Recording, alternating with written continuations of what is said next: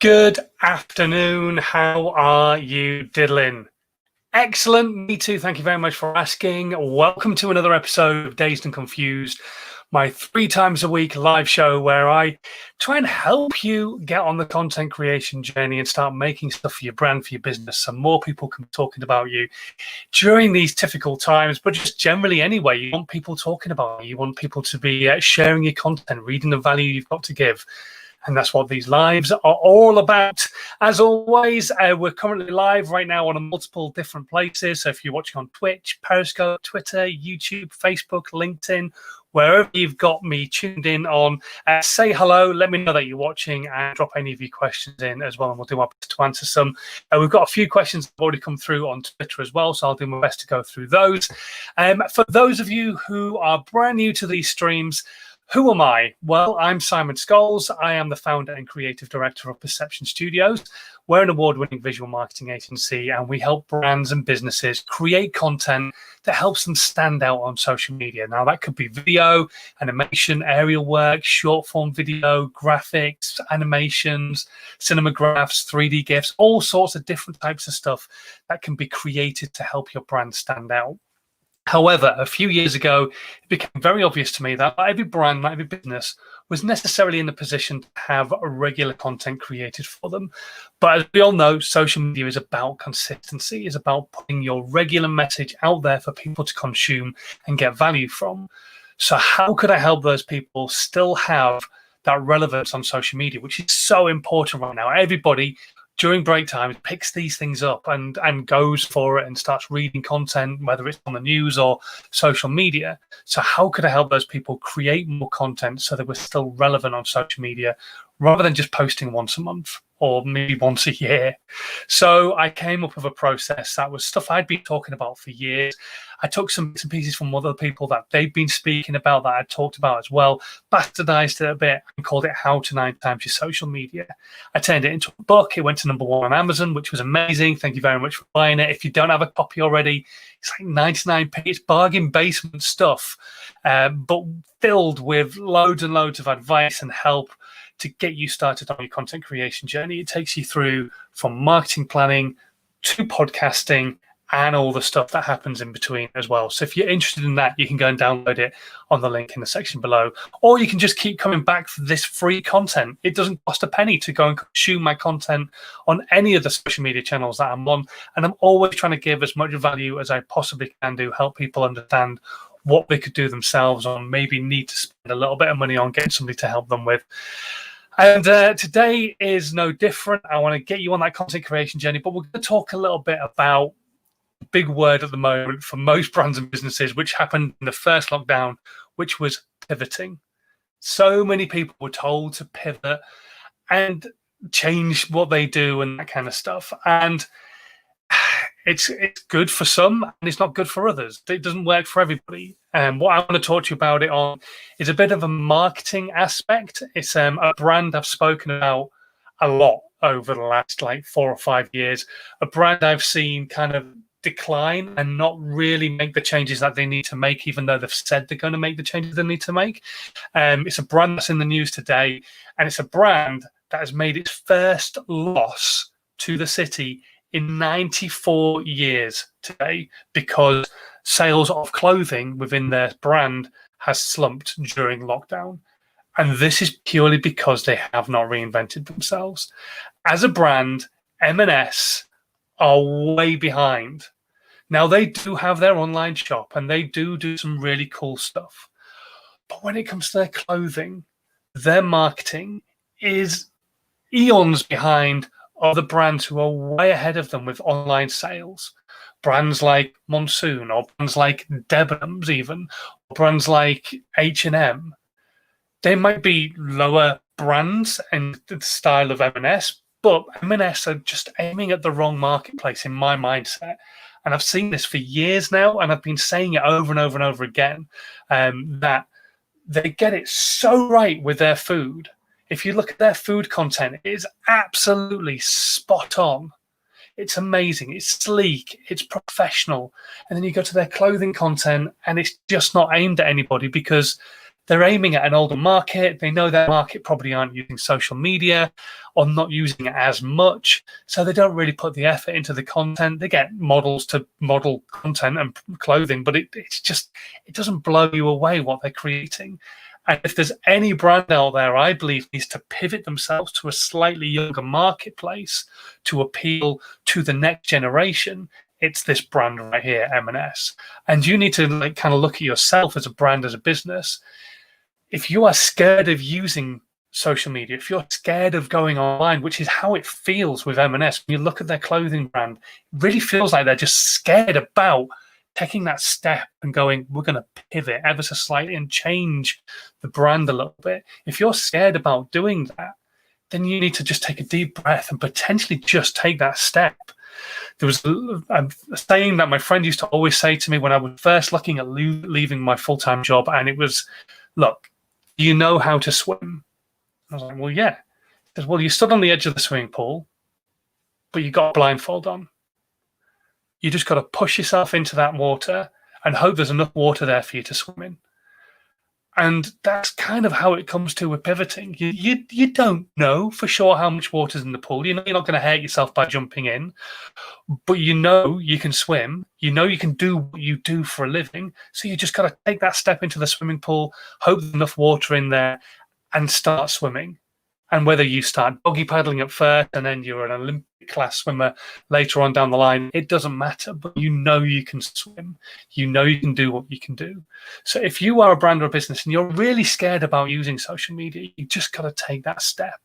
So many people get caught up on things like perfection and worried about having content created that's absolutely ideal for their brand, for the business. If the message and the value you are giving within your content is enough for your audience, then it doesn't matter if what you are putting out is filmed on a potato or if you're taking a photograph and it's not the most perfect framing. It's nice if you can have perfect stuff. And if you, as a brand, you can afford to pay for an agency to come in and help you and take those photographs or take those videos, that's great. But if you don't have the budget, then you have to do it yourself. And you cannot get caught up on perfection. You cannot get caught up on being scared on putting this stuff out. Because if you're not communicating, nobody can hear what you've got to say. Another one of my cliches. So please, if you come off the back end of this live broadcast and you are sat there right now and you're watching and you're going, you know what? I'm scared. I'm scared about hitting post on that blog. I'm scared about hitting live on that particular piece of video content that's been sat on YouTube for the last God knows how long. I am scared about putting that podcast out. It doesn't, just hit that button, put it out, because that piece of content being there and talking to people is far more powerful than it not talking to anybody whatsoever. There are a lot of people out there who will tell you you've got to get it perfect, it's got to be right. And that comes further down the line. If you do not have the budget or the skill set to make what you've got perfect, then just put out what is going to be still giving value, what is still going to be talking to people. I know a lot of people who put out video content. This is a prime example. This is not perfect. This is not ideal. I have a ring light above me right now. I've had to black out the windows. I've got cardboard up against the windows and stuff like that. To try and stop as much light coming in. There's my bed behind me. This is not an ideal setting for a live video or for any form of video content from a visual agency. But I know the value I am giving you right now is far more important than the fact that I have a home sweet home pillow behind me, and that might be putting you off. I doubt it very much. So please get over the perfection idea. It's great to be able to have wonderful lighting, a nice background, a great set design, all that kind of stuff. But we're not all in that situation. We're not all in a place where that is absolutely possible. So putting out content that is maybe looking imperfect, but the context of the content is 100% perfect, that's good enough. Value you've got to give is far more important. So don't get scared. Don't get scared about pivoting. Don't get scared about pivoting into doing social media as a brand, as a business. Don't get scared like M&S are right now and find yourselves in that situation a few years down the line where you've said you're going to do everything, but you've not really done it. Just, you've got to take that first step. You've got to start doing it. And if anybody knows, like the management, the CEOs, the board at M&S, please point them in my direction. I've been talking about the fact that they will slump for years. I said about them dropping out of the FTSE about 3 years ago. I said they're getting all wrong with their content ages ago. I've said they need to pivot their brand about 2 years ago. That content's all online for people to see. And it's not great. It doesn't feel good to be right because people will probably lose their jobs because of the situation. But they could have saved that situation. They could save the brand just by pivoting slightly, changing who they are slightly. They've done it with their food. Everybody loves their food content. And for a brand who has over 1 million people following them on Instagram, and they post something on their clothing part of the Instagram, and then you get maybe 2,000 or 3,000 likes, it shows there's something seriously wrong. Anyway, as always, we now move on into your questions. If you've got any questions whatsoever about social media, about video, about content, whatever it might be, stick them into the comments and I will go through as many of them as I can do today before we end the stream. If you don't have any questions, that's fine. If you're scared to put your hand up, that's absolutely fine as well. You could drop me an email if you prefer. My email address is scrolling across the bottom of the screen as we speak. And if you're listening to this on the podcast, it's in the description box below the podcast where you can go click on my email and drop me an email instead. So if you don't want your question to be seen by everybody else because you think it might be a bit stupid, no question is ever stupid. But if that's how you feel, drop me an email and we can have a chat that way instead. I just want to help you get on that content creation journey. Start making content for your brand. Start putting your name out there, especially going into this second lockdown. It's going to be even more important for brands, for businesses, for people to be talking about them because we don't know how long this lockdown is actually really going to last. Yes, they've said December. Let's be realistic about this and expect it to go on for longer. Okay, right. Questions. Anyway, let's have a look where we go. So, first, actually, one major thing. Today, I was meant to be talking to somebody. That person, unfortunately, wasn't able to make this live, but we're going to hopefully get them on in a future live. They're from a charity, really interesting guy to chat to. So fingers crossed we can get them on in a future live, maybe even on Friday, we'll see. Anyway, going on to your questions. So this one came through from Jack, who put this question out on Twitter, and he was asking, how do I gain trust with businesses? I'm 18 years old and trying to start a digital marketing and media company. And so I've already gone back to Jack on Twitter, but I think this is quite a useful question because a lot of people, because they use social media, think they are experts. I'm not saying Jack is not an expert, but just because you use digital marketing or use digital media does not make you an expert. I would not say I am 100% learned expert. I am always learning new things. Why I get different people on the broadcast to chat to them and learn from them, because you never know what they might know and you don't know. So yeah, I'm always learning. So number one, I would continue to learn more and more, as much as you can, Jack. I also asked him how much value is actually given. How much stuff is he putting out there for free for people to consume? Now, I know there's a lot of coaches out there who are completely against giving free stuff, but you don't have to give everything away to be able to give free advice. My book, I gave away for free for the entire period of the first lockdown because it was filled with advice that I know people could go and get absolutely anywhere for free. So why would I not give my book away for free at that period of time where I wanted to try and help more and more people? And it's why it's like dirt cheap now, because I want to help as many people as possible start creating content, get creating content, start putting stuff out there. So I would also suggest, Jack, you put out as much value as you possibly can do in your area of expertise. The other thing is proof in the pudding. So I practice what I preach. I put out regular content. I'm regularly live. I'm regularly repurposing this content. I put out regular content across all the social media platforms that I possibly can do.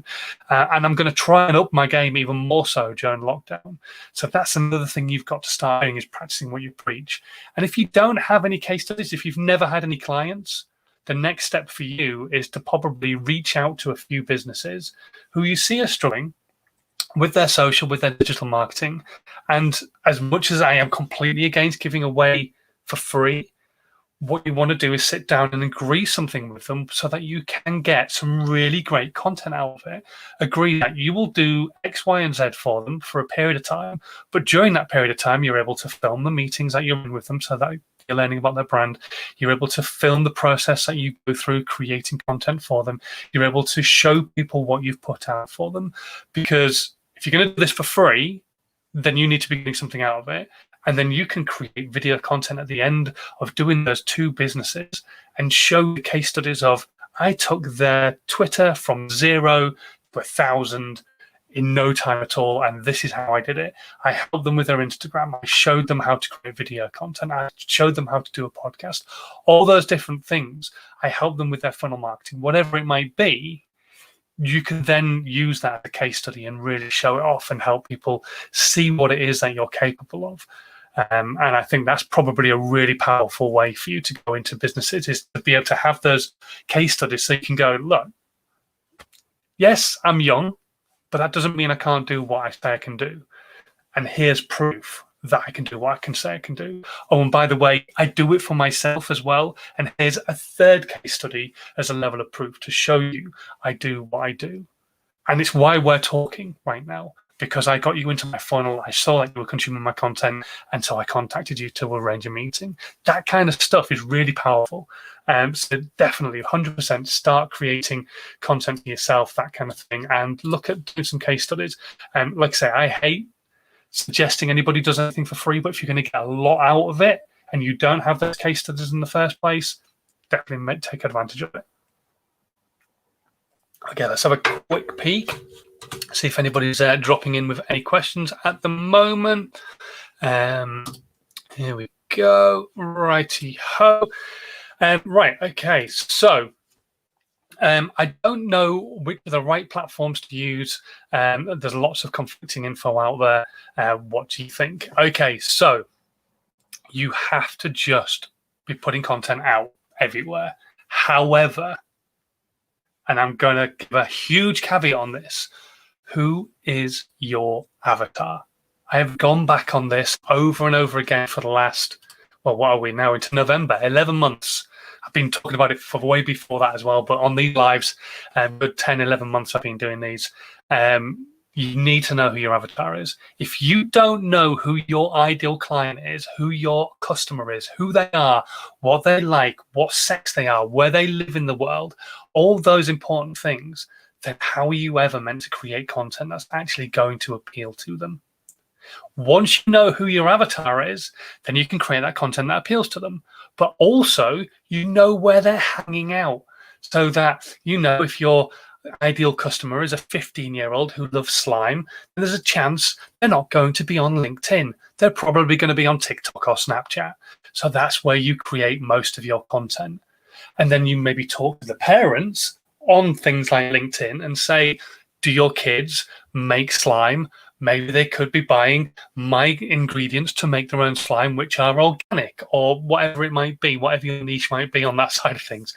But I'm just trying to give you an example of, you've got to understand who your customer is. There's absolutely no point in talking to Bob, who's 55, if your client is Helen, who's 27. Because Bob, who's 55, is going to love your content, but go, well, I don't want your product. And Helen, who's 27, isn't going to see your content because she doesn't care about it. So she's not going to consume it. So she's not going to know what you do. So she's going to go to your competitor who is actually talking to her. So you've got to understand who your avatar is. Once you understand who you're talking to, be it Helen, Bob, whatever it might be, businesses as specific, then once you know who you're talking to, then you can actually direct your content at them and know where they're going to be hanging out. So sit down and work out who your avatar is going to be. And once you know that, then you can move on and go, right, this is where they're hanging out. This is the content they're going to like. This is the content I'm going to create. And then you create it and you put it out on that particular platform. And you put a huge amount of effort into that one particular platform. 70, 75, 80% of your effort needs to go into that one particular platform. But that still leaves you 20% of your social media effort to go elsewhere, to put content out on other platforms, to put your blogs onto your website and onto Facebook and onto Medium and onto Tumblr, to put your videos out to Facebook and Instagram and Snapchat and TikTok and LinkedIn, to put your podcast out on SoundCloud and iTunes and Spotify and Spreaker. Because yes, LinkedIn's where your audience is, but all these other platforms are available, and you never know who might potentially consume content on those platforms. They are all constantly evolving. So don't just poo-poo a channel because you feel that's not where your audience is going to be, because there's a huge chance that in the next month it will change, and they will be. Look at how TikTok massively aged up during the last lockdown globally.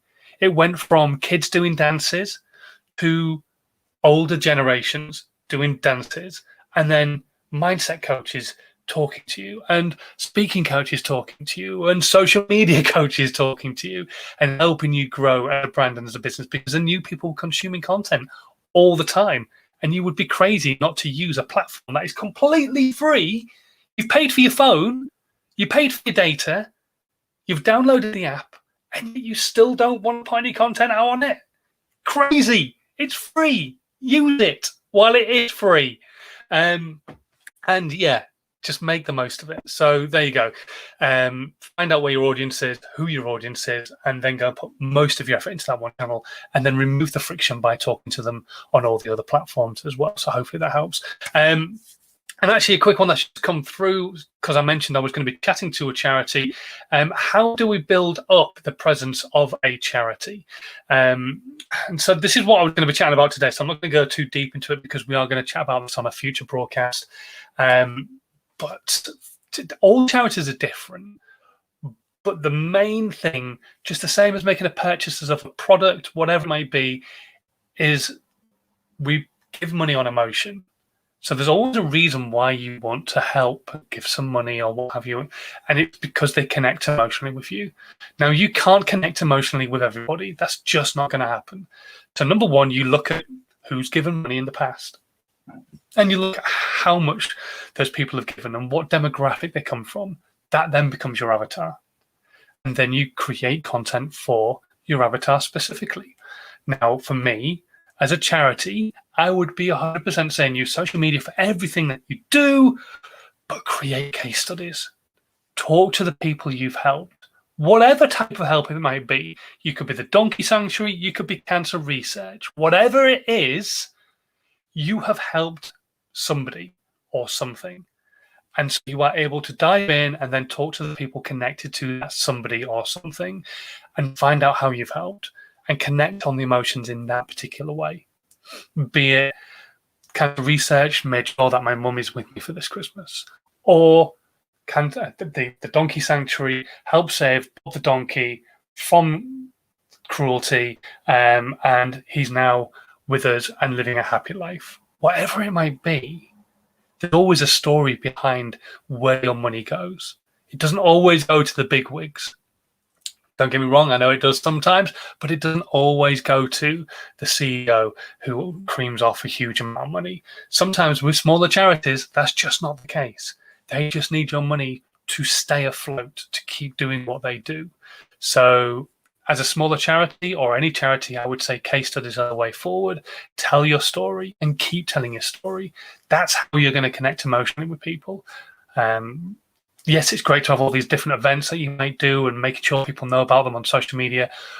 But the way they're going to give money is by connecting with you emotionally. And so case studies have got to be the way forward, be them video, written, photographical, whatever it might be. Okay, right. I'm going to disappear. I'm going to shoot off and do some work. But thank you very much for joining me today on today's live. If you are brand new, as always, I'm going to ask you right now, please hit the subscribe button on this particular piece of content, whatever channel you're listening, watching on, be it on the live right now or on the replay in the future. That would be amazing. And if you could hit the share button as well, which it'll just be around where the subscribe button is, then that would be even better, because then your audience can get some value from this piece of content, and hopefully they can become part of the community and ask more questions. But until Friday, when I'll be back again, not sure what time it is, Daddy Daycare, I will say thank you very much for watching. Please continue to stay safe. We are in the UK going back into lockdown as of tomorrow. And I know that's going to be very difficult for a lot of people. Whoever you might be, I'm always here for you. My email's always open. Hopefully I can help in some way or another. But until Friday, stay safe. Have a good rest of your Wednesday and have a great Thursday as well, even though tomorrow's going to be a bit of a bummer. See you then. Bye.